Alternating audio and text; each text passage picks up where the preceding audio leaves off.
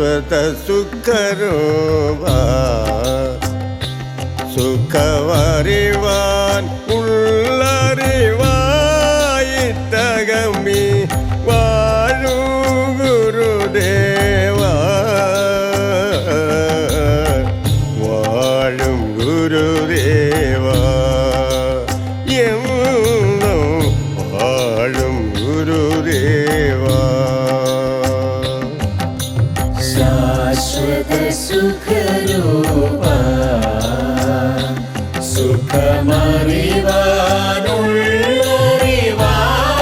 സുഖമറിവാനുള്ളറിവായിട്ടകമേ വാഴും ഗുരുദേവ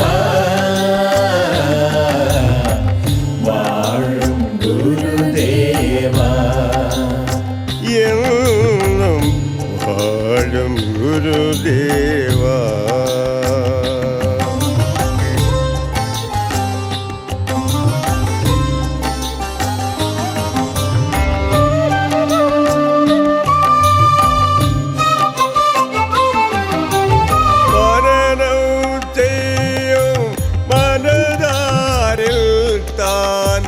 ഗിരിദീപം പോലെ മനനം ചെയ്യും മനതാരിൽ താൻ ഗിരിദീപം പോലെ മായാമറയെ മാറ്റി മനസ്സ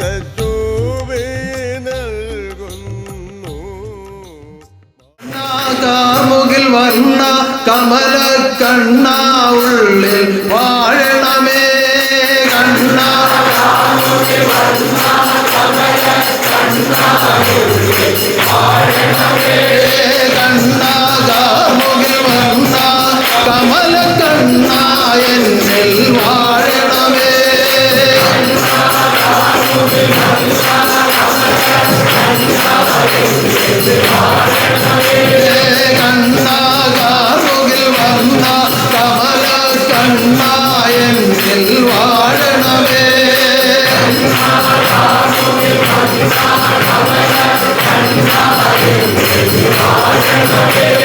വാഴുക വാഴുക വാഴുക കണ്ണ തുള്ളി കളിയാടിയിടണമേ വാഴുക വാഴുക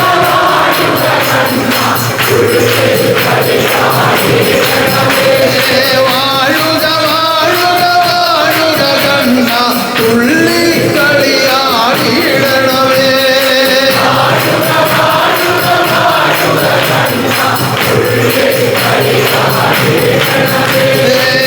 കണ്ണാകാമുകിൽ വന്ന കമല കണ്ണായെന്നിൽ വാഴണമേ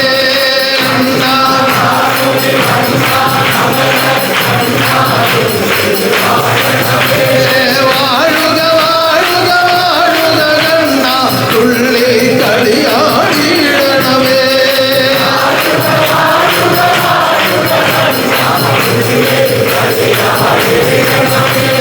വാഴുക വാഴുക വാഴുക കണ്ണ തുള്ളി കളിയാടിയിടണമേ അനുഭവ സുഖം തന്ന ഗുരുവരനെ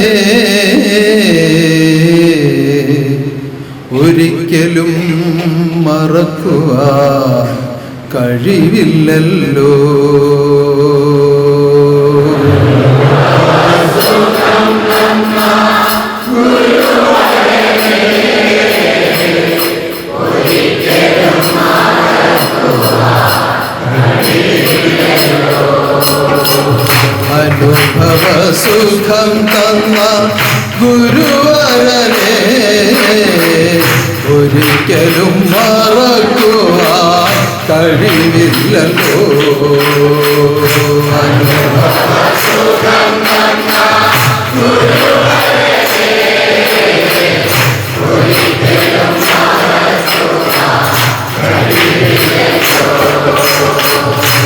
മഹത്വമേറുന്ന തത്വം മനതാരിങ്കൽ ഉദിപ്പിച്ചതൊരിക്കലും മറക്കയില്ല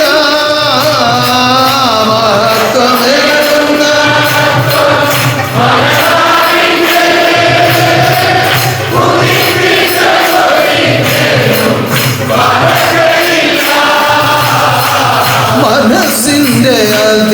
സുഖം അനുഭവിപ്പാൻ അവസരം തന്നവനെ മറക്കയില്ല.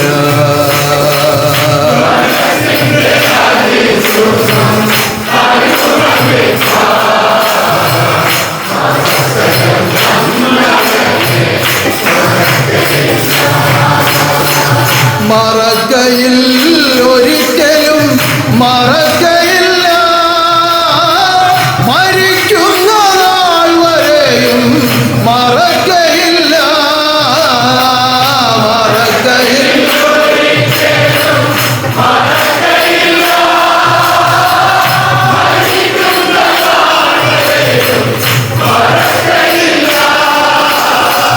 മറക്കയിൽ മറക്കയിൽ ഒരിക്കലും മറക്കയില്ല. മരിക്കുന്ന നാൾ വരെയും മറക്കയില്ല.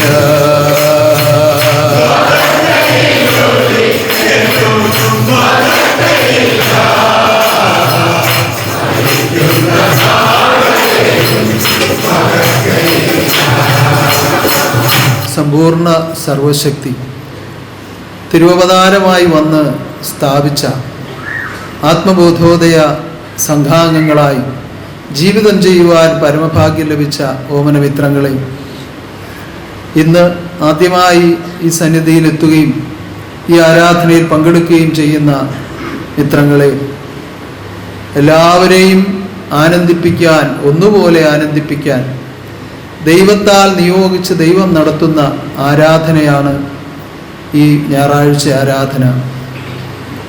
ആരാധനകൾ വിവിധ സമ്പ്രദായങ്ങളിലൂടെ ലോകത്തിൽ അനേക ലക്ഷം ആരാധനാ സമ്പ്രദായങ്ങൾ നടന്നുകൊണ്ടേയിരിക്കുന്നു. എന്നാൽ ദൈവനിയമത്തെ പാലിച്ച് ദൈവകർമ്മങ്ങൾ അനുഷ്ഠിച്ച് അതിൻ്റെ പൂർത്തീകരണമായി സൽഫലത്തെ ഗുരുവിൻ്റെ മുൻപാകെ സമർപ്പിച്ചുകൊണ്ട് നടക്കുന്ന ഈ വിധമുള്ള ഒരു ആരാധന ഇത് ലോകത്തിൽ മറ്റെങ്ങുമില്ല എന്ന് അനുഭവമുള്ളവർക്ക് പൂർണ്ണമായും അറിയാം. എന്നാൽ പുതിയതായി വന്നിട്ടുള്ളവർക്ക് അത് പൂർണ്ണമായി ബോധ്യമില്ല. അത് ഈ അറിവിനെ സ്വീകരിച്ച് മുന്നോട്ട് ജീവിതം നയിക്കുമ്പോൾ അത് അവർക്കും ബോധ്യപ്പെടും. കാരണം ഉന്നതനാകുന്ന ഗുരു തൻ്റെ തിരുഹൃദയം തുറന്ന് ആ സത്യപ്രകാശത്തെ ആത്മാവിലേക്ക് പ്രകാശിപ്പിച്ചുകൊണ്ടാണ് ഈ ആദർശത്തിൽ കൂടിയുള്ള നിയമങ്ങളെ, ഇതിൻ്റെ സൽക്കർമ്മ മാർഗങ്ങളെ ലോകത്തിൽ അവതരിപ്പിച്ചു തന്നിട്ടുള്ളത്. അതുകൊണ്ട് തന്നെ ഇത് പരിപൂർണമായ പ്രകാശമാണ്, സമ്പൂർണമായ വെളിച്ചമാണ്. ഈ വെളിച്ചം സ്വീകരിക്കുന്ന ഓരോരുത്തർക്കും ഈ മഹാസത്യത്തെ അനുഭവിക്കുവാൻ കഴിയും. പരലോകവാഴ്ച എൻ്റെ അനുഭവത്തിൽ ഇഹലോകേ തന്നവനെ മറക്കയില്ല.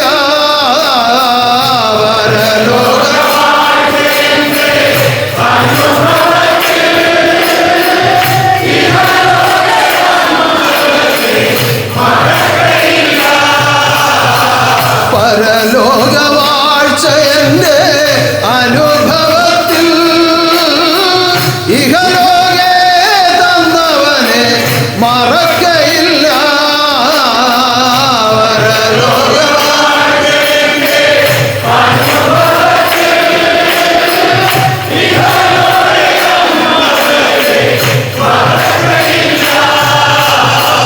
മറക്കയിൽ ഒരിക്കലും മറക്കയില്ല.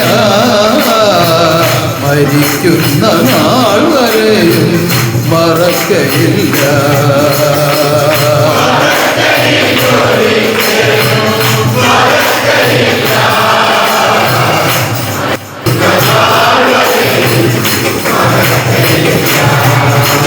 പരലോകത്തിൽ ലഭിക്കുന്ന സുഖം അല്ലെങ്കിൽ പരലോകത്തിലെ ആനന്ദം അത് ഈ ലോകത്തിൽ വെച്ചൊരു മർത്യനിൽ അനുഭവമാക്കുവാൻ തക്ക വിധത്തിൽ ജ്ഞാനപ്രകാശത്തെയാണ് ആത്മനാഥൻ ജ്ഞാനോപദേശമായി, ജന്മാന്തരജ്ഞാനോപദേശമായി ഓരോ ആത്മാവിലും ദാനം ചെയ്യുന്നു. അത് സ്വീകരിച്ച് ജീവിക്കുന്ന ആർക്കും പരലോകത്തിലെ ആനന്ദം ഈ ലോകത്തിൽ വെച്ച് തന്നെ അനുഭവിക്കുവാനുള്ള ഭാഗ്യമാണ് ഉണ്ടാകുന്നത്. അതിനപ്പുറം ഒരു ഭാഗ്യവും ലോകത്തിൽ ലഭിക്കുവാനില്ല എന്ന് അത് അനുഭവിക്കുമ്പോൾ മാത്രമേ ആത്മാവിന് തിരിച്ചറിയുവാനും കഴിയുള്ളൂ. അതുവരെയും നമ്മൾ ലോകത്തിലെ പല സുഖഭോഗാദികൾക്ക് വേണ്ടിയും പലവിധ ഐശ്വര്യങ്ങൾക്ക് വേണ്ടിയും ഒക്കെ ഇങ്ങനെ നെട്ടോട്ടം ഓടിക്കൊണ്ടിരിക്കും. എന്നാൽ ഈ തിരിച്ചറിവുണ്ടാകുമ്പോൾ, ഏത് തിരിച്ചറിവുണ്ടാകുമ്പോൾ? സാക്ഷാലുള്ള സുഖം കണ്ടിടുമ്പോൾ ലോകസുഖത്തെ വെറുത്തു പോകും.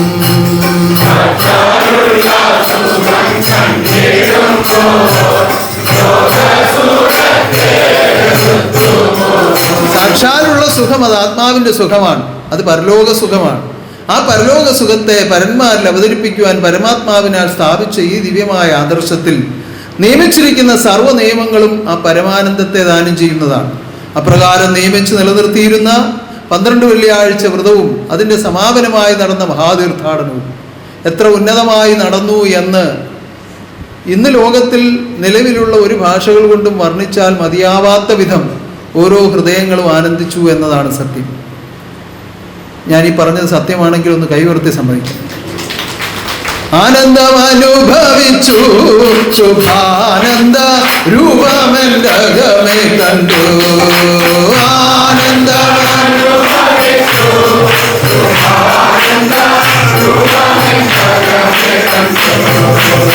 എന്തുകൊണ്ട് കണ്ടു? ശുഭാനന്ദ ദിവ്യരൂപം പ്രത്യക്ഷമായി നിന്നുകൊണ്ട് സ്ഥാപിച്ച അറിവിനെ പാലിച്ചുകൊണ്ടാണ് നിങ്ങൾ തീർത്ഥാടകരായി എത്തിയത്. അതുകൊണ്ടാണ് നിങ്ങൾക്ക് ആനന്ദം അനുഭവിക്കുവാൻ കഴിഞ്ഞത്.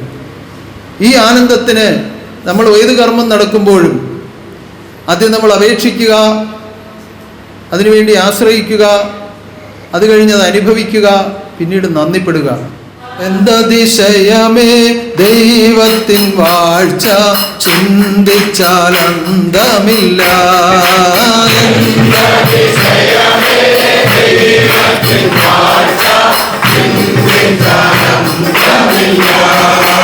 എന്തതിശയമേ ദൈവത്തിൻ വാഴ്ച ചിന്തിച്ചാൽ അന്തമില്ല.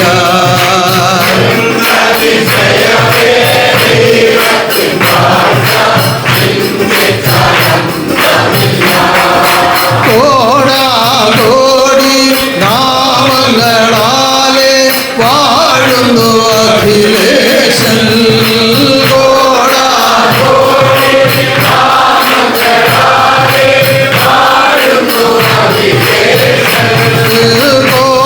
കോടാകോടി നാമങ്ങളാലെ വാഴുന്നു അഖിലേശൻ.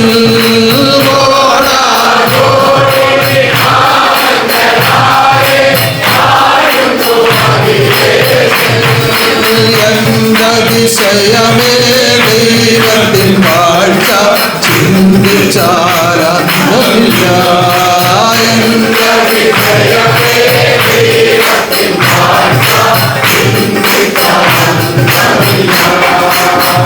ആദ്യന്തമില്ലാത്ത ആനന്ദത്തെ ആത്മാവിൽ അനുഭവമാക്കുവാൻ അവതാരമായി വന്ന മഹാശക്തിയാണ് ശുഭാനന്ദ ദിവ്യരൂപം. ശുഭമായ ആനന്ദം ദാനം ചെയ്യുവാൻ വന്നതുകൊണ്ടാണ് ശുഭാനന്ദ നാമം സ്വീകരിച്ചത്. ശുഭമായ ആനന്ദം എന്ന് പറഞ്ഞാൽ മംഗളകരമായ ആനന്ദമെന്നാണ്. പരിപൂർണമായ ആനന്ദമെന്നാണ്. അതിനപ്പുറം പിന്നെ ആനന്ദത്തിനൊരു പേരില്ല. പേര് കേട്ടാൽ അതിന്മീതെ ആനന്ദം മറ്റൊന്നുമില്ല. ആരു കണ്ടാലും ആ പാദം നമിച്ചു പോകും. അതാണ് സത്യം. സത്യം അറിയിക്കുവാൻ വന്ന സത്യസ്വരൂപൻ സമ്പൂർണമായ തന്റെ രൂപത്തെ ഓരോ ആത്മാവിലും തെളിയിച്ച് ആത്മാവിനെ സമ്പൂർണമാക്കി തന്റെ നടനം ആത്മാവിൽ അനുഭവമാക്കി സ്വർഗമാക്കുന്നു, നിത്യാനന്ദ രാജ്യത്തിന് അവകാശികളാക്കി തീർക്കുന്നു. അതുകൊണ്ടാണ് നമ്മൾ പാടുന്നത് സമ്പൂർണാനന്ദൻ പരമാനന്ദൻ ഭക്തന്മാരുള്ളത്തിൽ നിത്യാനന്ദൻ. സമ്പൂർണാനന്ദൻ പരമാനന്ദൻ ഭക്തന്മാരുള്ളത്തിൽ നിത്യാനന്ദൻ. ഈ ലോക ദുഃഖങ്ങളെല്ലാം ഒഴിച്ചു തുള്ളിക്കാണിക്കുന്നു ഉള്ളത്തിലെന്നും. ഈ ലോക ദുഃഖങ്ങളെല്ലാം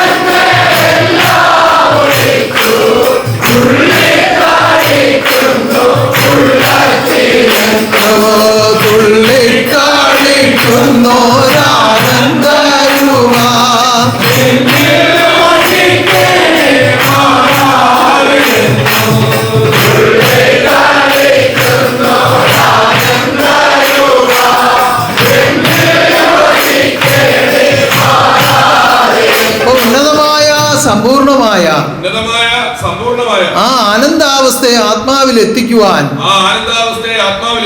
തന്റെ തിരുഹൃദയം തുറന്ന് ആ സർവജ്ഞാനത്തെ പ്രകാശിപ്പിക്കുകയാണ്. ആ തിരുഹൃദയം തുറന്ന് പ്രകാശിപ്പിച്ച പ്രകാശമാണ് ആത്മബോധോദയ സംഘം. ഇതിൽ അടിസ്ഥാനപ്പെടുത്തിയിരിക്കുന്നത് എന്താണ്? ഒരു ജാതി, ഒരു മതം, ഒരു ദൈവം എന്ന തത്വം. ഒരു ജാതി,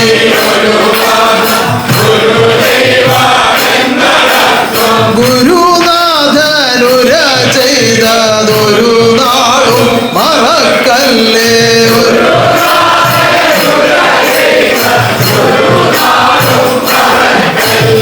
ഒരു ജാതി, ഒരു മതം, ഒരു ദൈവം എന്ന തത്വം.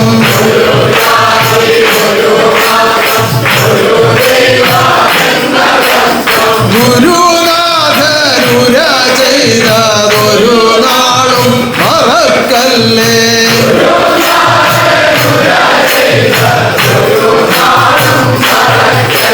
നമ്മുടെ സംഘത്തിനുള്ളിൽ ജാതിയുണ്ടോ? നമ്മുടെ സംഘത്തിനുള്ളിൽ മതമുണ്ടോ? യാതൊരു എല്ലാം ഉണ്ട്, പക്ഷെ ഇതിനൊന്നും ഒരു വ്യത്യാസവും ഇല്ല. കാരണം ഇതൊരു ജാതിയാണ്. നമുക്ക് പരസ്പരം കാണുമ്പോൾ അറിയാം. പ്രത്യേകിച്ച് പിന്നെ ചോദിക്കേണ്ട കാര്യമുണ്ടോ? കാരണം നമ്മൾ മനുഷ്യരാണ് അല്ലേ? നമ്മളെല്ലാവരും മനുഷ്യരാണ്. ഈ ഇരിക്കുന്ന സർവ്വ ആളുകളും മനുഷ്യരാണ്.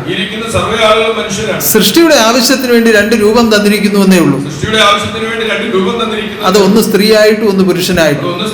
അത് സൃഷ്ടി ലോകത്തിന്റെ നിലനിൽപ്പിന് വേണ്ടി തന്നതാണ്, അല്ലാതെ മറ്റു വ്യത്യാസമൊന്നുമില്ല. അപ്പൊ മതമോ? ഓരോ മതങ്ങൾക്കും ഓരോ രീതികളാണല്ലോ ഓരോരുത്തരും പറയുന്നത്. അത് പുറമേ ചിന്തിക്കുമ്പോഴാണ്. അകമേ ചിന്തിക്കുമ്പോൾ ഒരു വ്യത്യാസവുമില്ല. സ്നേഹത്തിന്റെ മതമായ ക്രിസ്തു മതവും സ്നേഹത്തിന്റെ സാഹോദര്യത്തിന്റെ മതമായ ഇസ്ലാം മതവും ഏത് വിധത്തിലുള്ള മതങ്ങളെ കുറിച്ച് ചിന്തിച്ചാലും അതിന്റെ സാരമായി നിൽക്കുന്ന വസ്തു അത് ആത്മബോധം തന്നെയാണ്. മതം എന്ന് പറഞ്ഞാൽ മനുഷ്യ മനസ്സിന്റെ അഴുക്കറ്റ അതിശോഭിതമായ ആത്മപ്രകാശമാണെന്ന് ഉച്ചൈസ്തരം ഘോഷിച്ചുകൊണ്ടാണ് ശുഭാനന്ദ ഗുരുദേവൻ ആത്മബോധോദയ സംഘം സ്ഥാപിച്ചിരിക്കുന്നത്. ആത്മപ്രകാശമില്ലാത്ത ഒരു മതവും ലോകത്തിലില്ല. അതുകൊണ്ട് തന്നെ മതവും ഒന്നാണ്. വേറിട്ട് ചിന്തിക്കുകയും വേറിട്ട വ്യാപാരങ്ങൾ ചെയ്യുകയും ചെയ്യുന്നു എന്നേ ഉള്ളൂ. പല സമ്പ്രദായങ്ങളിലൂടെ ആശ്രയിക്കുന്നു, പല ആചാരങ്ങൾ അനുഷ്ഠിക്കുന്നു. എന്നാൽ എല്ലാം ഒന്നാണെന്നുള്ള സത്യം, ഈ ആത്മപ്രകാശം സിദ്ധിക്കുന്ന, ആത്മബോധം ഉദിക്കുന്ന ആത്മാവിന് തിരിച്ചറിയുവാൻ കഴിയും. അപ്പോഴാണ് പറയുന്നത്, നാം എല്ലാവരും ഒന്നാണ്, ആത്മാവിൽ നാം ഒന്നാണ്. നാം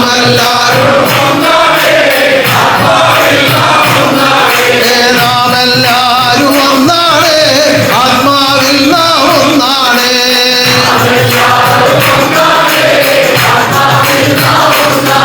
ആ അവസ്ഥയിലേക്ക് ഉയരണം, അല്ലാതെ ബാഹ്യമായി പറഞ്ഞിട്ട് കാര്യമില്ല. എനിക്ക് ജാതിയില്ല, എനിക്ക് മതമില്ല എന്നൊരാൾ പ്രസംഗിച്ചതുകൊണ്ടോ,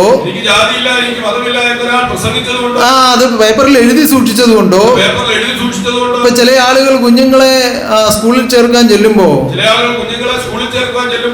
എനിക്ക് ജാതി ഇല്ല എന്ന് എഴുതി വെക്കും. അങ്ങനെ എഴുതി വെച്ചത് കൊണ്ട് ഒരാളിന്റെ ജാതി മാറിപ്പോകുന്നില്ല. എന്ന് പറഞ്ഞാൽ ജാതി എന്ന ഭേദബുദ്ധി മാറിപ്പോകുന്നില്ല. ആ ഭേദബുദ്ധികളെ മാറ്റുവാൻ, ആ ഓരോ ആത്മാവിലുമുള്ള ഭേദബുദ്ധികളെ മാറ്റുവാൻ, ഭേദമറ്റ ബോധത്തെ ആത്മാവിൽ നൽകുവാനാണ് ശുഭാനന്ദരൂപം അവതാരമായി വന്നിരിക്കുന്നത്. ആ ഭേദമറ്റ ബോധം തന്നെ വേദമെന്നു ബോധ്യമായാൽ, ഭേദമറ്റ ബോധം തന്നെ, ഭേദമറ്റ ബോധം തന്നെ വേദമെന്നു ബോധ്യമായാൽ, ഭേദബുദ്ധി പറഞ്ഞിട്ടു വെറുത്തിടേണ്ട,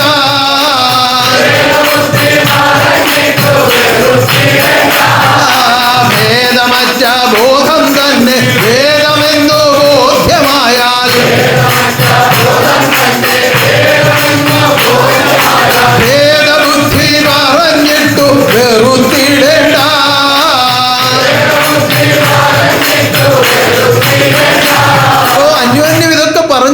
ഭേദബുദ്ധി ഉണ്ടാകുന്നത് അല്ലെങ്കിൽ വെറുപ്പുണ്ടാകുന്നത് എന്തുകൊണ്ടാണ്? ഇങ്ങനെ ഇതൊക്കെ പറഞ്ഞ് ഭേദബുദ്ധി അല്ലെങ്കിൽ വെറുപ്പുണ്ടാക്കുന്നത് ഈ എന്തുകൊണ്ടാണ്? ഭേദമറ്റ ബോധം ആത്മാവിൽ ഇല്ലാത്തത് കൊണ്ടാണ്. ഭേദമറ്റ ബോധം ആത്മാവിൽ ഇല്ലാത്തതുകൊണ്ട്. ഭേദമറ്റ ബോധം എന്താണ്? ഭേദമറ്റ ബോധം എന്താണ്? അത് ആത്മബോധമാണ്. അത് ആത്മബോധമാണ്. ആ ആത്മബോധം ആത്മാക്കളിൽ സ്ഥാപിക്കുവാൻ ആത്മബോധ സ്വരൂപനാകുന്ന ആത്മബോധ സ്വരൂപനായ ആ ജഗന്നിയന്താവ് തന്നെ ജഗന്നിയന്താവ് താണിറങ്ങി വന്ന് ലോകത്തിൽ വാഴുന്ന വാഴ്ചയാണ് ലോകത്തിൽ വാഴുന്ന വാഴ്ച. ശുഭാനന്ദ അവതാര വാഴ്ച.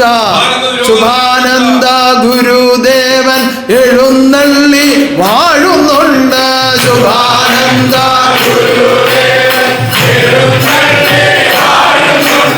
ശുഭാനന്ദ ഗുരുദേവൻ എഴുന്നള്ളി വാഴുന്നുണ്ട്. ശുഭാനന്ദ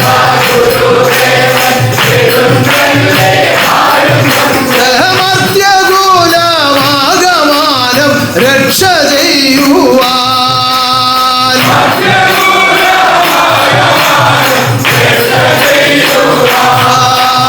ശുഭാനന്ദ ഗുരുദേവൻ എഴുന്നള്ളി വാഴുന്നുണ്ട്.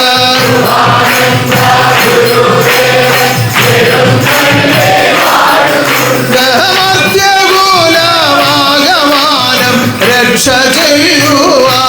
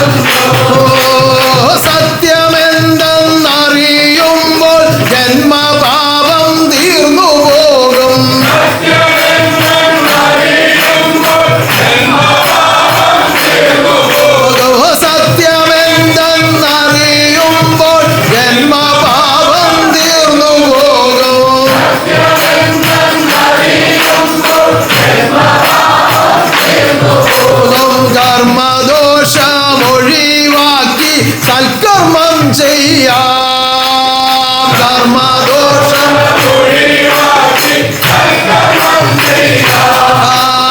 സത്യമെന്തെന്നറിയുമ്പോൾ ജന്മപാപം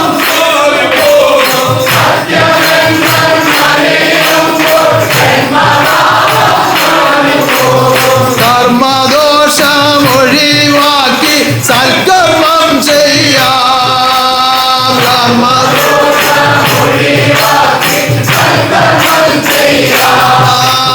സൽഫലങ്ങൾ വർദ്ധിപ്പിച്ചു ആത്മാവിൽ സുഖം ഭവിച്ചാൽ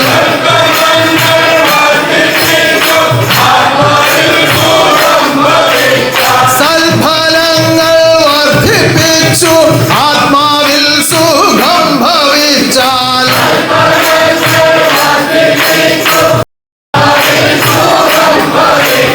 സൽഫലങ്ങൾ വർദ്ധിപ്പിച്ചു ആത്മാവിൽ സുഖം ഭവിച്ചാൽ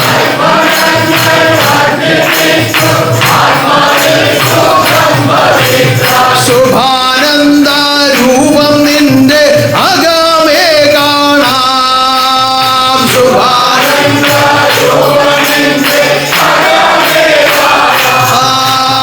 സൽഫലങ്ങൾ വർദ്ധിപ്പിച്ചു ആത്മാവിൽ സുഖം ഭവിച്ചാൽ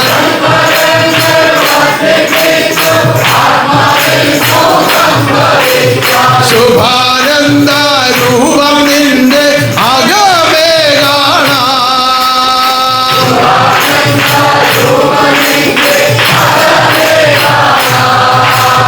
ഈ സത്യത്തെ സ്വീകരിച്ച് സത്യത്തെ സ്വീകരിച്ച് ഈ ധർമ്മകർമ്മങ്ങളിലൂടെ മുന്നോട്ട് യാത്ര ചെയ്യുമ്പോൾ ധർമ്മകർമ്മങ്ങളിലൂടെ മുന്നോട്ട് യാത്ര ചെയ്യുമ്പോൾ സ്വാഭാവികമായും ഈ അന്ധകാരങ്ങളെല്ലാം ഒഴിവാകും. സ്വാഭാവികമായി അന്ധകാരങ്ങളെല്ലാം ഒഴിവാക്കും. ജന്മപാപവും കർമ്മദോഷവും ജീവനാശവും തീരുകയാണ്. ജന്മപാപവും കർമ്മദോഷവും ജീവനാശവും തീരുകയാണ്. ജീവൻ മുക്തിക്കുള്ള അർഹത ലോകത്ത് ജീവിച്ചിരിക്കുമ്പോൾ തന്നെ ആത്മാവ് നേടുകയാണ്. ജീവൻ മുക്തിക്കുള്ള അർഹത ഈ ലോകത്തിൽ ജീവിച്ചിരിക്കുമ്പോൾ തന്നെ ആത്മാവ് നേടുകയാണ്.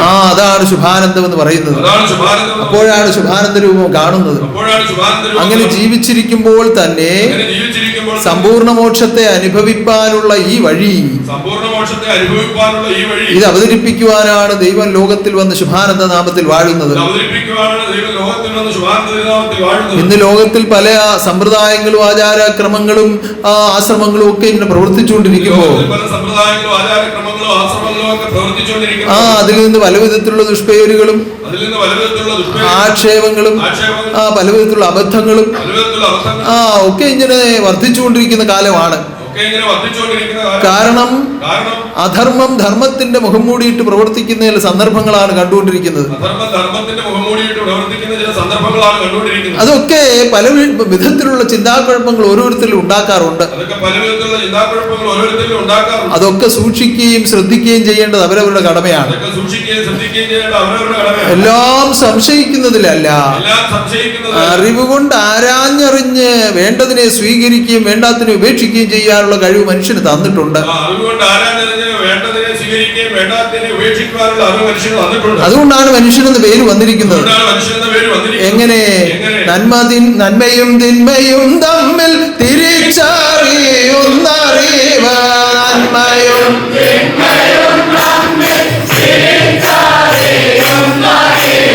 ഉള്ളവരെ മനുഷ്യരായി കരുതിടണമോ.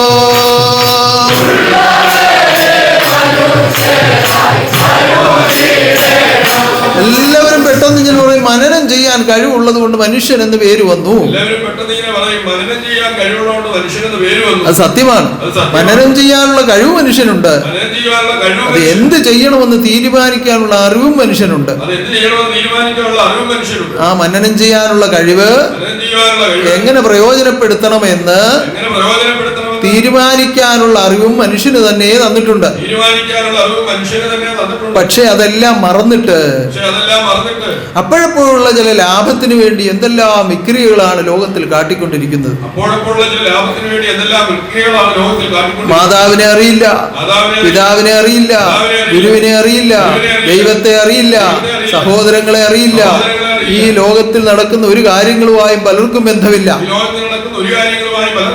അവരുടേതായ ഒരു ലോകമുണ്ടാക്കി അവരുടേതായ ഒരു ലോകമുണ്ടാക്കി ഒട്ടക്കിണറ്റിലെ തവളയെ പോലെ ഇങ്ങനെ കഴിഞ്ഞുകൂടുന്ന ഒരു അവസ്ഥയാണ് ഇന്ന് ലോകത്തിലുള്ളത്. ഒട്ടക്കിണറ്റിലെ തവളയെ പോലെ കഴിഞ്ഞുകൂടുന്ന ഒരു അവസ്ഥയാണ് ഇന്ന് ലോകത്തിലുള്ളത്. ഒരിക്കലൊരു തവള വലിയൊരു ജലാശയത്തിൽ നിന്ന് എങ്ങനെയോ ഒരു കിണറ്റിൽ ചെന്ന് പെട്ടു. ഒരു കാക്ക കൊത്തി കൊണ്ടുപോയതാണ്. അബദ്ധത്തിൽ അത് കിണറ്റിലോട്ടാണ് വീണത്. അപ്പൊ വീണപ്പോ അതിനകത്തൊരു തവള കിടപ്പുണ്ടായിരുന്നു. അപ്പോ ചോദിച്ചു, നീ എവിടുന്ന് വരുവാന്ന് ചോദിച്ചു.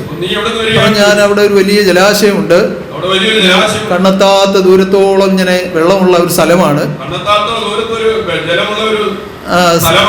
അവിടെ നിന്ന് എന്നെ ഇങ്ങനെ കാക്ക കൊത്തിക്കൊണ്ട് വന്നതാന്ന്. അയ്യോ, എന്തോ ജലാശയമായാലും എന്തുവാ.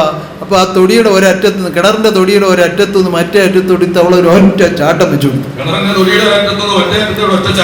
ഏത് തവള? കിണറ്റിലെ തവള. ഇത്രയും വലിപ്പം നിന്റെ ജലാശയത്തിന് കാണുകയില്ല എന്ന് പറഞ്ഞു. അപ്പൊ ആ വലിയ ജലാശയത്തിൽ നിന്ന് വന്നു വീണ തവള എവിടെ ഇരുന്ന് ചിരിച്ചു. കാരണം ഇത് പറഞ്ഞു മനസ്സിലാക്കാൻ ഒരു മാർഗവും ഇല്ല. എങ്കിലും ഇത് പറഞ്ഞു, ഇതിനേക്കാൾ എത്രയോ ഇരട്ടി വലിപ്പം അതിനുണ്ട്, ഇതിനേക്കാൾ എത്രയോ വലിയ അളവ് ജലം അതിലുണ്ട്. പക്ഷെ അത് ശ്രദ്ധിക്കാനോ മനസ്സിലാക്കാനോ ഈ കിണറ്റിൽ കിടന്ന തവള തയ്യാറാകുന്നില്ലായിരുന്നു. അങ്ങനെ ആകരുത്. അറിവ് കൊണ്ട് ആത്മാവാകണം എന്ന് ഉപദേശിച്ച ഗുരുവിന്റെ ശിഷ്യന്മാരാണ്. ആത്മാവിന്റെ വളർച്ച അറിവിൽ നിന്നാകുന്നു. ആത്മാവിന്റെ ആത്മാവിന്റെ ഉയർച്ച സൽക്കർമ്മത്താലാകുന്നു. ആത്മാവിന്റെ വളർച്ച അറിവിൽ നിന്നാകുന്നു.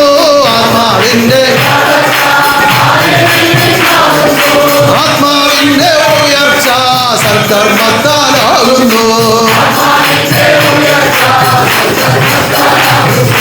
അറിവും സൽക്കർമ്മവും ഉള്ളവരും ഉന്നതർ.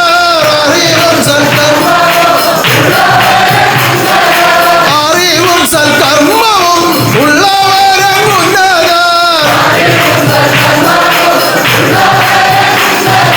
ഉന്നതനാം ഗുരു അവർക്കുള്ളിൽ വാസം ചെയ്യുന്നു.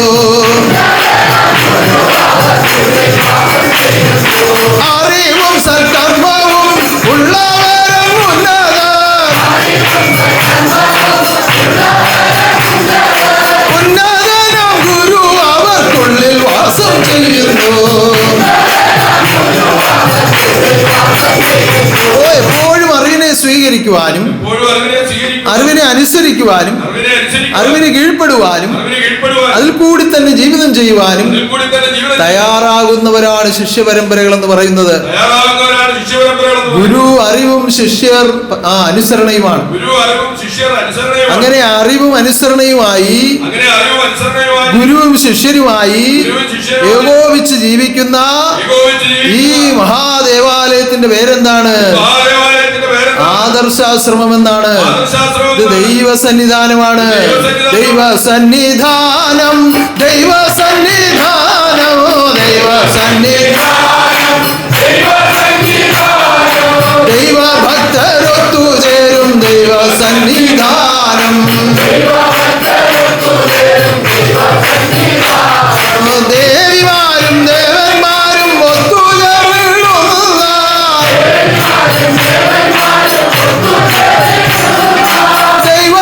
ദൈവസന്നിധാനം, ദൈവസന്നിധാനം. ദൈവത്താൽ സ്ഥാപിച്ച് ദൈവം ഇത് നടത്തുന്നത് എന്തിനു വേണ്ടിയാണ്? മാറ്റവും മരണവുമില്ലാതെ ലോകാന്ത്യം വരെ ഞാൻ വാഴുമെന്ന് തീരുമാനം ചെയ്ത് ആ അനുഭവം അർത്തലോകത്തിൽ പ്രദാനം ചെയ്തുകൊണ്ട് അർഹതയുള്ള ജന്മാന്തര സുഹൃത്തുക്കളെ തേടിപ്പിടിച്ച് ഈ ജന്മാന്തര ജ്ഞാനത്തെ ഉപദേശിച്ച് എന്തിനു വേണ്ടിയാണ് നടത്തുന്നത്? ഈ ലോകത്തിൽ വെച്ച് തന്നെ പരിപൂർണ മോക്ഷത്തെ ആത്മാവിൽ അനുഭവിക്കുന്നതിന് വേണ്ടിയാണ്. ഇത് അന്ത്യയുഗമാണ്, കലിയുഗമാണ്, സമ്പൂർണ്ണ മോക്ഷത്തിന്റെ യുഗമാണ്.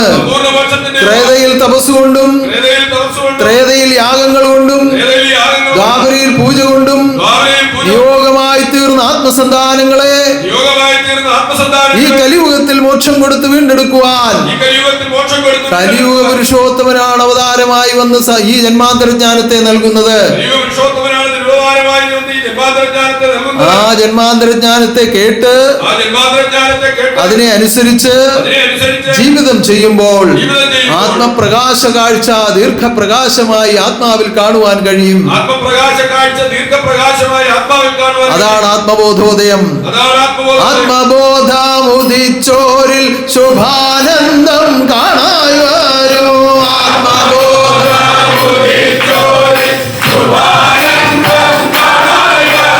ശുഭാനന്ദ രൂപം തന്നെ വാഴുവാത്മാവിൽ.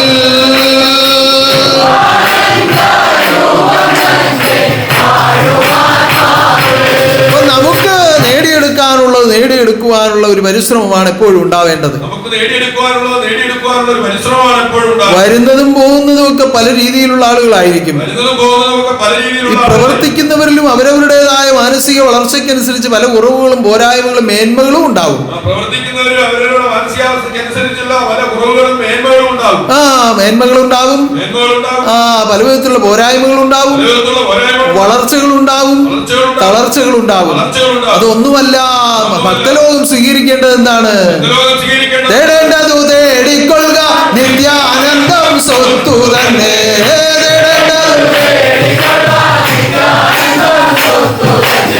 തേടേണ്ടതു തേടിക്കൊള്ളുക നിത്യാനന്ദം സ്വത്തു തന്നെ.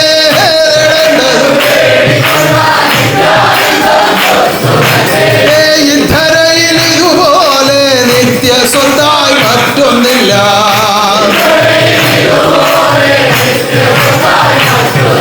അപ്പൊ തേടേണ്ടത് എന്താണെന്ന് ആദ്യം അറിയണം. അതിനെ തന്നെ അന്വേഷിക്കണം. അതിനെ തന്നെ കരുതണം. അത് നേടിയെടുക്കണം. എങ്ങനെ നേടിയെടുക്കണം?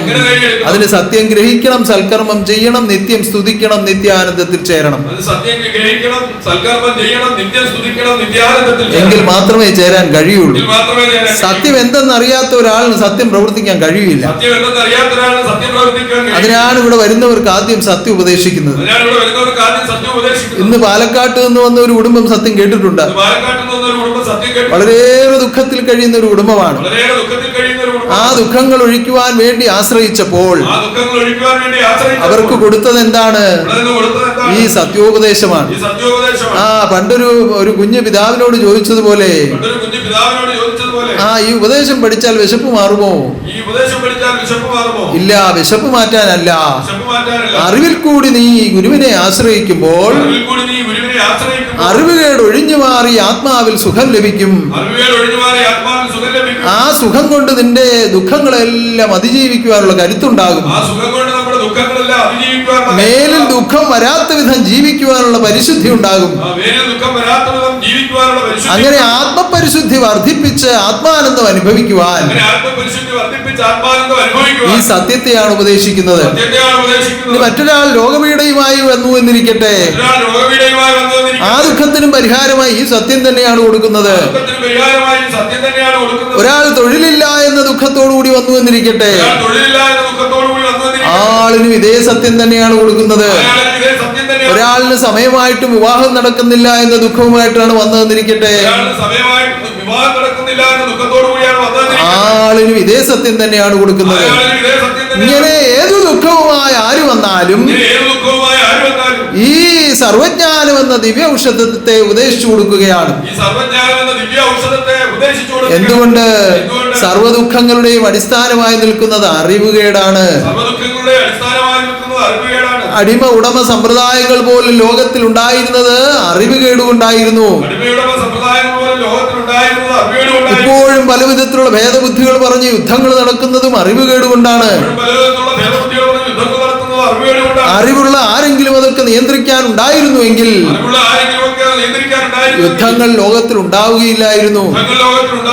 സർവ്വദുഃഖങ്ങൾക്കും പരിഹാരം നൽകുന്ന സർവജ്ഞാനത്തെയാണ് സർവശക്തി ദാനം ചെയ്യുന്നത്.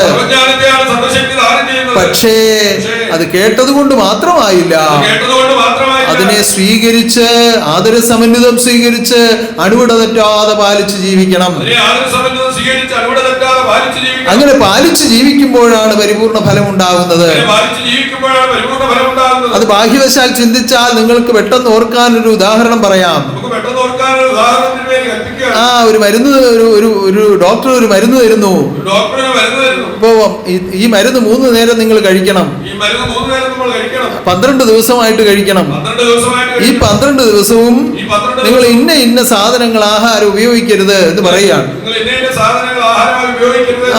മത്സ്യം ഉപയോഗിക്കരുത്, കിഴങ്ങ് വർഗ്ഗങ്ങൾ ഉപയോഗിക്കരുത്, എണ്ണ ഉപയോഗിക്കരുത് എന്നൊക്കെ ചില നിർദ്ദേശങ്ങൾ പറഞ്ഞു അങ്ങോട്ട് മരുന്ന് തരികയാണ്. നമ്മൾ 1-2 ദിവസമൊക്കെ കൃത്യമായിട്ട് പാലിച്ചു. അപ്പോഴാണ് കൂടി ഇരുന്ന് കഴിക്കുന്ന ആൾ മീൻ വെച്ച് കഴിക്കുന്നു.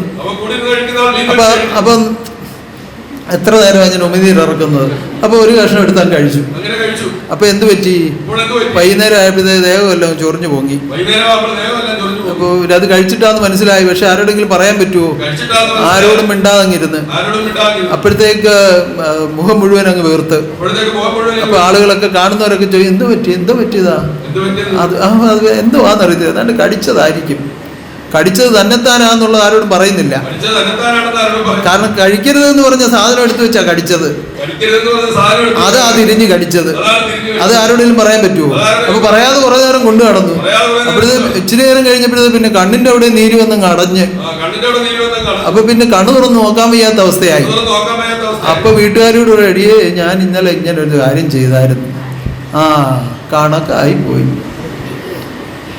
എളുപ്പം നമുക്ക് ആശുപത്രി പോകാന്ന് പറയും. അപ്പൊ പിന്നെ കൊണ്ടുപോയി അതിന് വയറിളക്കുന്നു, വേറെ മരുന്ന് കൊടുക്കുന്നു, ഡ്രിപ്പ് ഇടുന്നു, എന്തെല്ലാം കോലാഹലവാ. വല്ല കാര്യമുണ്ടോ? പഥ്യം തെറ്റിക്കാതെ കഴിച്ചാൽ പോരായിരുന്നു. ഈ 12 ദിവസം ഒന്ന് മനസ്സിനെ പക്വതപ്പെടുത്തി നിലനിർത്തിയിരുന്നെങ്കിൽ ഈ അബദ്ധം വരുമായിരുന്നോ? വരികയില്ലായിരുന്നു. എന്നാ ഈ 12 ദിവസം കഴിയുമ്പോൾ ആരോഗ്യവാനായിട്ട് ഇരിക്കാമായിരുന്നു. അതിന് സാധിച്ചില്ല. ഇതുപോലെയാണ് ഈ ഞാൻ ഉപദേശിക്കുമ്പോ കൃത്യമായ ഒരു ജീവിത വഴി ഇവിടെ നിന്ന് അറിയിക്കുകയാണ്. ആ ജീവിത വഴിയെ ജീവിച്ചെങ്കിൽ മാത്രമേ ഉന്നതമായ ഭാഗ്യത്തിലെത്താൻ കഴിയൂ. അവിടെ ആവശ്യമില്ലാത്ത ഈ തരത്തിലുള്ള കടിയും പിടിയൊക്കെ നടത്തിയാൽ ഇവിടെയൊക്കെ ചൊറിയും, പൊട്ടും, പിന്നെ കിടന്ന് അളിയും, പിന്നെ ബുദ്ധിമുട്ടാകും. പിന്നെ എവിടെ പോയി നോക്കിയാലും ഇതിന് മറുപടിയില്ലാത്ത അവസ്ഥയിലെത്തും. എന്തുകൊണ്ട്? ഈ ജ്ഞാനമല്ലാതെ നിന്നെ രക്ഷിക്കാൻ വേറൊന്നും ഈ ഭൂമിയിൽ ഇല്ല. അതുകൊണ്ട് സർവജ്ഞാനിയാകുന്ന ഗുരു ഉപദേശിച്ച ഈ സർവജ്ഞാനത്തെ പരിപൂർണമായും സ്വീകരിച്ചുകൊണ്ട് അനുവർത്തിക്കുവാനുള്ള പരിശ്രമമാണ് നീ ചെയ്യേണ്ടത്. ഈ ജന്മത്തിലെ അല്ല, കോടാനുകോടി ജന്മങ്ങളിൽ നീ ചെയ്ത പാപം മുഴുവൻ കഴുകിക്കളയാനുള്ള ഏക വഴിയാണ് കലിയുഗത്തിലെ മോക്ഷവ്യവസ്ഥ.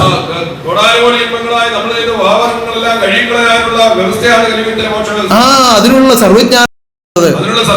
അതുകൊണ്ട് മറക്കരുതേ, ആരും മറക്കരുതേ, ഗുരുവിന്റെ സത്യവഴി മറക്കരുതേ, മറക്കരുതേ, ആരും മറക്കരുതേ, ഗുരുവിന്റെ സത്യവഴി മറക്കരുതേ, മറക്കരുതേ, ആരും മറക്കരുതേ, ഗുരുവിന്റെ സത്യവഴി മറക്കരുതേ.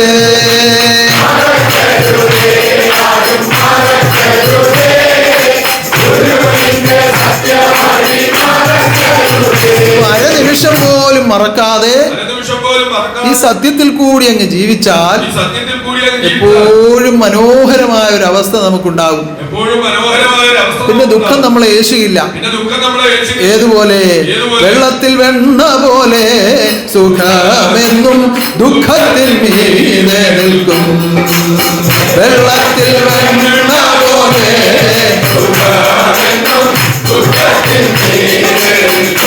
ദുഃഖമില്ലാതെ ജീവിക്കണമെന്നാണ് എല്ലാവരുടെയും ആഗ്രഹം. പക്ഷെ ലോകം സുഖവും ദുഃഖവും സമ്മിശ്രമായ രീതിയിലാണ് വ്യവസ്ഥപ്പെടുത്തിയിരിക്കുന്നത്. ജന്മജന്മാന്തരമായി പല കർമ്മദോഷങ്ങളും ഉള്ളതിനാൽ സുഖവും ദുഃഖവും സമ്മിശ്രമായി ഓരോ ജന്മത്തിലും അനുഭവമാവുകയും ചെയ്യും. എന്നാൽ ഈ ദുഃഖത്തെ ഒഴിവാക്കാനുള്ള ഏക വഴി എന്താണ്? എന്നാൽ ഈ ദുഃഖത്തെ ഒഴിവാക്കുവാനുള്ള ഏക വഴി ഈ എന്താണ്? സുഖത്തെ വർദ്ധിപ്പിക്കുക എന്നുള്ളതാണ്. സുഖത്തെ വർദ്ധിപ്പിക്കുക എന്നുള്ളതാണ്. അപ്പോ ആഗ്രഹിക്കേണ്ട എന്താണ്? ആഗ്രഹിക്കേണ്ടത് ആത്മസുഖം മതി എനിക്ക് അഖിലേശ, ആത്മസുഖം മതി എനിക്ക് അഖിലേശ.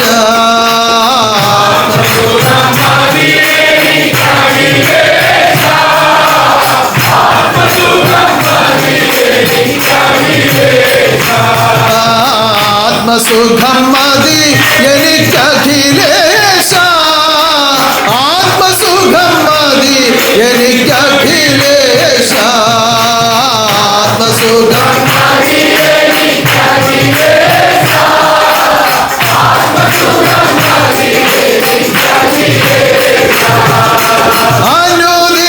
അനുദിനമാത്മസുഖം തരുവതിനായി തിരുനാമം സ്തുതിക്കുന്നു അഖിലേശ.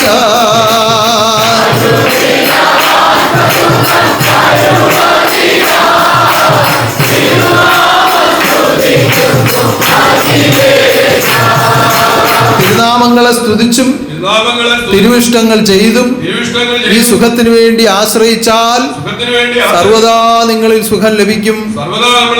ഏതു ദുഃഖത്തെയും പരിഹരിപ്പാനുള്ള സുഖം ലഭിക്കും. സർവശാന്തി അനുഭവമാക്കുവാൻ വന്ന അവതാരമൂർത്തിയാണ് ശുഭാനന്ദ രൂപം. എല്ലാ ദുഃഖത്തിനും പരിഹാരം അവിടെയുണ്ട്. സർവദോഷങ്ങൾക്കും ശാന്തി അവിടെയുണ്ട്. ശാന്തിക്കു ശാന്തി, ശുഭാനന്ദ ശാന്തി, ഏവർക്കും ഏതിനും ശാന്തി, ഏവർക്കും ഏതിനും ശാന്തി.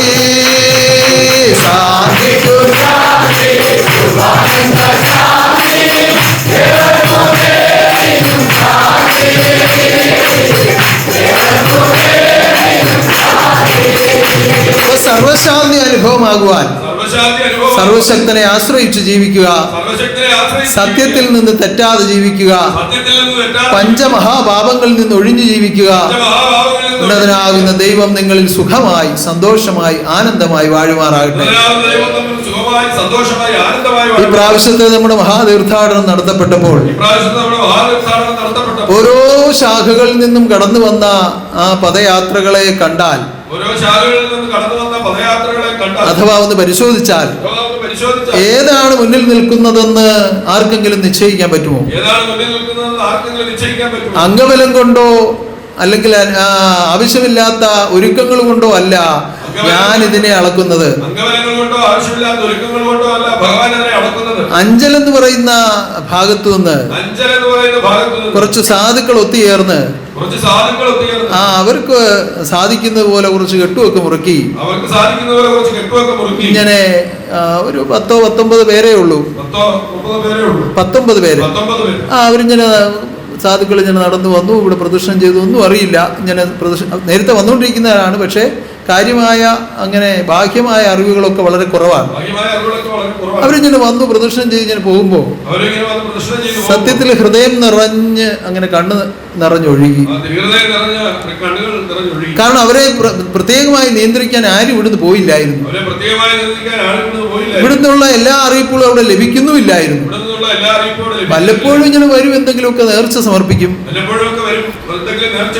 ഇങ്ങനെ ഈ രീതിയിൽ അവരിങ്ങനെ ഒത്തു ജീവിക്കുകയാണ്. കുറച്ച് കുടുംബങ്ങൾ ഇങ്ങനെ ഒത്തു ജീവിക്കുകയാണ്. അതിൽപ്പെട്ട ഒരു ഭക്തൻ ഒരു ദിവസം വന്ന് എന്നോട് പറഞ്ഞു, അമ്പൂറ്റി ഞങ്ങൾ കുറച്ചു പേര് അവിടെ ഉണ്ട്, ഞങ്ങൾക്ക് അവിടെ ഒരു ആശ്രമം ഉണ്ടാക്കണം. അപ്പൊ ഞാൻ പറഞ്ഞു, ഭക്ത ഒരു 30 കുടുംബമെങ്കിലും ഇല്ല, നമുക്ക് ആശ്രമം പണിയാൻ നിയമമില്ല. അമ്പൂറ്റി ആശ്രമം പണിത് തന്നാൽ 30 കൂടുതൽ കുടുംബങ്ങൾ അവിടെ ഉണ്ടാകും.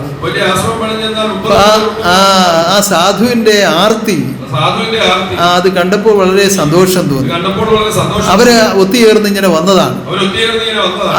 ആ വരവും ആ കർമ്മങ്ങളും വളരെയേറെ ഹൃദയസുഖം തന്നു. കാരണം ഒരു ആഡംബരങ്ങളും അവർക്കില്ല, ഒരു അലങ്കോലങ്ങളും അവർക്കില്ല. അവർക്ക് ബാനറില്ല, കൊടിയില്ല, കൊടയില്ല, ഒന്നുമില്ല, വേഷവിധാനങ്ങളൊന്നുമില്ല. പക്ഷേ വരുന്നേ വരുന്നേ അടിയങ്ങൾ വരുന്നേ, തിരുമുഖം കാണാൻ അടിയങ്ങൾ വരുന്നേ,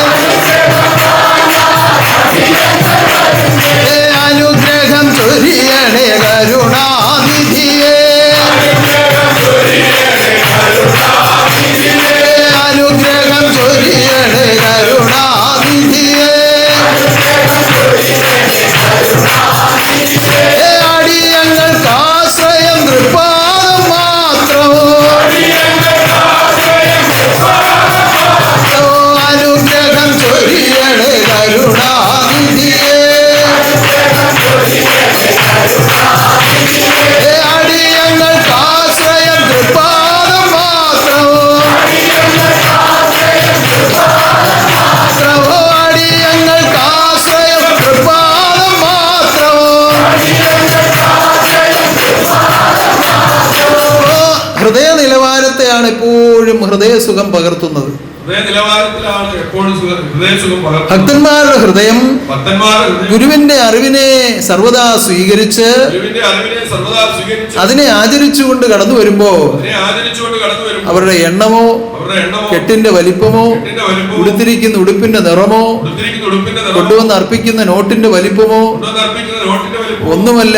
ഒന്നുമല്ല. ആ ഹൃദയത്തെയാണ് ഹൃദയേശ്വരനാകുന്ന ജഗദീശ്വരൻ ആ സ്വീകരിക്കുന്നത്. ഹൃദയത്തെയാണ് ഹൃദയേശ്വരനാകുന്ന ജഗദീശ്വരൻ. അതാണ് നമുക്ക് എപ്പോഴും അനുവർത്തിക്കേണ്ടത്. അതാണ് നമുക്ക് എപ്പോഴും എന്താണു കൽപ്പന ആയതു പാലിപ്പാൻ നിങ്ങളൊരുങ്ങുക ഭക്തരെല്ലാം. എന്താണ്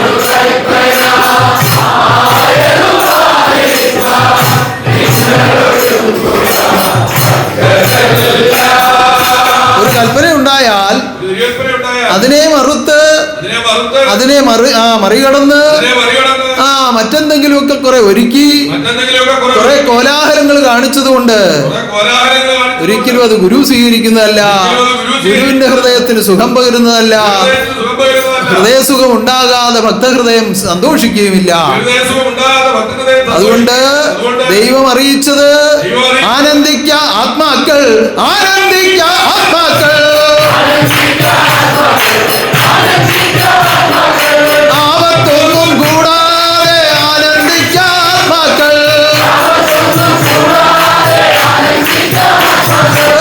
ആപത്തൊന്നുമില്ലാതെ ആനന്ദം ഉണ്ടാകണമെന്നുണ്ടെങ്കിൽ കൽപ്പിക്കുന്ന കൽപ്പനകളെ ആദരസമന്വിതം സ്വീകരിച്ച് അണുവിട തെറ്റാതെ ജീവിതം ചെയ്യണം.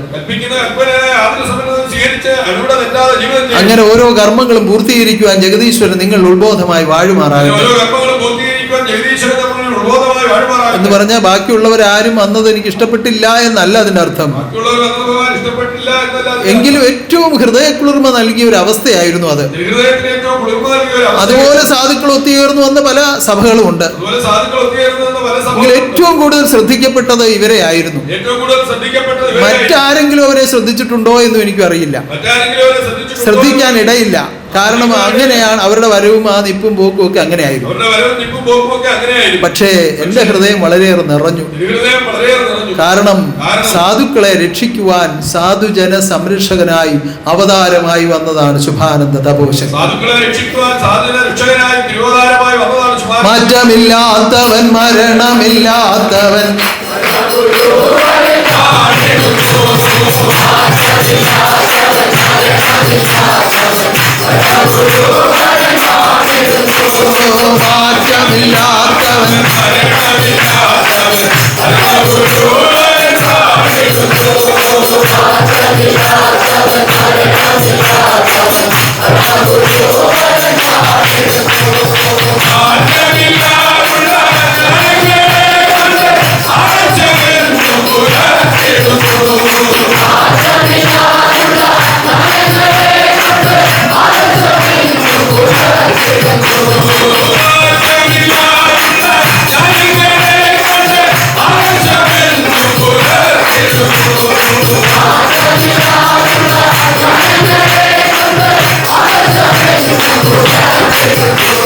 ഒത്തുചേർന്ന് ഗുരുവിന്റെ കൽപ്പനകളെ പാലിക്കാം. ആ തിരുശബ്ദങ്ങളെ പാലിക്കാം. ആ അറിവിനെ അനുസരിക്കാം. അതാണ് ആപത്തില്ലാതെ ആനന്ദിക്കാനുള്ള ഏക വഴി. അതിനെ സ്വീകരിക്കുക, അതിനെ അനുസരിക്കുക, അതിനെ ആശ്രയിക്കുക, അതിനെ അവലംബിക്കുക. എപ്പോഴും ദൈവം നിങ്ങളുടെ ഉള്ളും പുറവുമായി വാഴുമാറാകട്ടെ. ഇനി ഇതാ അടുത്തതായി ശാഖാശ്രമ വാർഷികങ്ങൾ ആരംഭിക്കുകയാണ് വീണ്ടും. ആ ഉന്നതമായ സൽക്കർമ്മങ്ങൾ ഏകോപിപ്പിച്ചുകൊണ്ട് ഓരോ ശാഖാശ്രമ വാർഷികങ്ങളും ആനന്ദമാക്കി തീർക്കുവാൻ നമ്മുടെ സന്താനങ്ങൾ വിവിധ പ്രദേശങ്ങളിൽ നിന്ന് ഏകോപിച്ച അവിടങ്ങളിലേക്ക് പോകാറുണ്ട്. അപ്രകാരം എല്ലാ ശാഖാശ്രമങ്ങളിലും നിങ്ങളുടെ എല്ലാം സജീവമായ പങ്കാളിത്തം ഉണ്ടാകണമെന്ന് ഞാൻ വീണ്ടും അറിയിക്കുകയാണ്. എല്ലാ ഉന്നതമായ ജഗദീശ്വരൻ ഒരുക്കി നടത്തുമാറാകട്ടെ. അതുപോലെ ഈ മാസം 14-ാം തീയതി നമ്മുടെ താരാസ്തുതിക്കുള്ള വ്രതം ആരംഭിക്കുകയാണ്. താരാസ്തുതിയിൽ പങ്കെടുക്കുവാൻ ആഗ്രഹിക്കുന്ന എല്ലാ ഭക്തമിത്രങ്ങളും ജന്മാന്തര ജ്ഞാനോപദേശം 3 യുഗമെങ്കിലും പഠിച്ചിട്ടുള്ളവർ, ജന്മാന്തര ജ്ഞാനോപദേശം 3 യുഗമെങ്കിലും പഠിച്ചിട്ടുള്ളവർ, 21 ദിവസത്തെ പരിശുദ്ധ വ്രതത്തോടുകൂടി 21 ദിവസത്തെ പരിശുദ്ധ വ്രതത്തോട് വന്നു ചേർന്ന് താരാസ്തുതിയിൽ ബന്ധിച്ച് ആനന്ദിക്കണമെന്ന് ഇതാ അറിയിക്കുകയാണ്. ആരാധനയിൽ വന്ന് ബന്ധിച്ച് ആനന്ദിക്കണമെന്ന് നീ വേണ്ടി അപ്രകാരം ഓരോ കർമ്മങ്ങളും അപ്രകാരം ഓരോ കർമ്മങ്ങളും ഉന്നതമായി നടത്തുവാനും ഉന്നതമായി നടത്തുവാൻ, ഉന്നതന്റെ അധിവാസം ആത്മാവിൽ അനുഭവമാകുവാനും ഉന്നതന്റെ അധിവാസം ആത്മാവിൽ ആനന്ദിക്കുവാനും ആത്മനാഥൻ നിങ്ങളെല്ലാം കരുതുമാറാകട്ടെ. നമ്മളെല്ലാം കരുതുന്നു. ഉന്നതമായ മഹാഗോപുരം ഉന്നതമായ മഹാഗോപുരം ഇതാ പൂർത്തീകരിച്ചുകൊണ്ടിരിക്കുകയാണ്. പൂർത്തീകരിച്ചുകൊണ്ടിരിക്കുന്നു. ഇത്രയും വേഗം അത് പൂർത്തീകരിക്കുവാനും ഇത്രയും വേഗം അത് പൂർത്തീകരിക്കുവാൻ നമുക്ക് എല്ലാവർക്കും കൂടി ചേർന്ന് അതിന്റെ ഉദ്ഘാടന കർമ്മം നിർവഹിക്കുവാനും നമുക്ക് എല്ലാവർക്കും കൂടി ചേർന്നതിന്റെ ഉദ്ഘാടന കർമ്മം നിർവഹിക്കാൻ ജഗദീശ്വരൻ അനുവദിച്ച് അനുഗ്രഹിക്കുമാറാകട്ടെ. ഈശ്വരൻ അനുവദിച്ച് അനുഗ്രഹിക്കുന്നു. അതിനുവേണ്ടി ഒരു ഉന്നത ജന്മത്തെ അതിനുവേണ്ടി ഒരു ഉന്നത ജന്മത്തെ സർവശക്തി തന്നെ നിലനിർത്തി സർവശക്തി തന്നെ നിലനിർത്തി ആത്മദീപം എന്ന് നാമകരണം ചെയ്ത് ആത്മദീപം എന്ന നാമകരണം അതിനുവേണ്ടി പ്രവർത്തിപ്പിച്ചുകൊണ്ടിരിക്കുന്നു. വേണ്ടി പ്രവർത്തിപ്പിച്ചുകൊണ്ടിരിക്കുന്നു. ഉന്നതമായ ജന്മത്തെ ഉന്നതമായ ആയുരാരോഗ്യ സൗഖ്യത്തോടെ സർവദാ കരുതണമേ എന്ന് നമുക്ക് പ്രാർത്ഥിക്കാം. ആരോഗ്യ സൗഖ്യത്തോടെ സർവ്വതാ കരുതണമേ എന്ന് നമുക്ക് പ്രാർത്ഥിക്കാം. അതുപോലെ രാജഗോപാലിനെയും അതുപോലെ രാജഗോപാൽ ആ കുടുംബത്തെയും സ്ഥപതികളെയും ശില്പികളെയും എല്ലാം എപ്പോഴും തൃക്കരങ്ങളിൽ കാത്തുകൊള്ളണമേ എന്ന് പ്രാർത്ഥിക്കാം. അപ്പോൾ തൃക്കരങ്ങളിൽ കാത്തുകൊള്ളണമേ എന്ന് നമുക്ക് പ്രാർത്ഥിക്കാം. ഇന്നേ ദിവസം വന്നു ചേർന്നിട്ടുള്ള ഇന്നേ ദിവസം വന്ന് നിങ്ങളെല്ലാവരെയും ഇത് ആളാം പ്രതി അനുഗ്രഹിക്കുകയാണ്. ചേർന്നിട്ടുള്ള നമ്മളെല്ലാം ഭഗവാൻ ആളാം പ്രതി അനുഗ്രഹിക്കുന്നു. എല്ലാ ദുഃഖങ്ങളും തീർത്ത് സന്തോഷത്തെ ദാനം ചെയ്യുമാറാകട്ടെ. എല്ലാ ദുഃഖങ്ങളും തീർത്ത് സന്തോഷത്തെ ദാനം ചെയ്യുവാൻ, എല്ലാ